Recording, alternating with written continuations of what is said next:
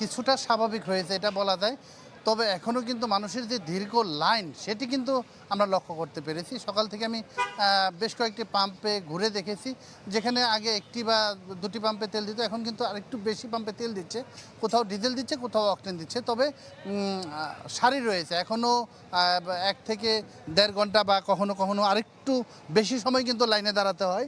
আমি এই মুহূর্তে যে পাম্পটিতে রয়েছি এটি নবীনগর পাম্প। এখানেও কিন্তু আমরা যেটা দেখতে পাচ্ছি যে মানুষের কিন্তু লাইন রয়েছে এবং কখনো, কখনো কিন্তু এটা তর্ক বিতর্কে পর্যন্ত জড়াচ্ছে। বলছে যে কেন তেল দিচ্ছে, কেন তেল দিচ্ছে। আপনি জানেন যে এটি শিল্প এলাকা। এখানকার কিন্তু অনেক অসংখ্য পোশাক কারখানা রয়েছে যাদেরকে জেনারেটর চালাতে হয়, কাজের জন্য কিন্তু জেনারেটর চালাতে হয়। এজন্য তাদেরকে কন্টেনারে করে তেল নিতে হয়। এটি নিয়ে অনেকেরই বিরক্তি বা সমস্যার কথা জানাচ্ছে। আমি একটু অনেকের সাথে কথা বলেছি। আসলে এখানে কথা বলেছি, তারা যেটি বলছিলেন যে তাদের প্রয়োজনের জন্য নিচ্ছে।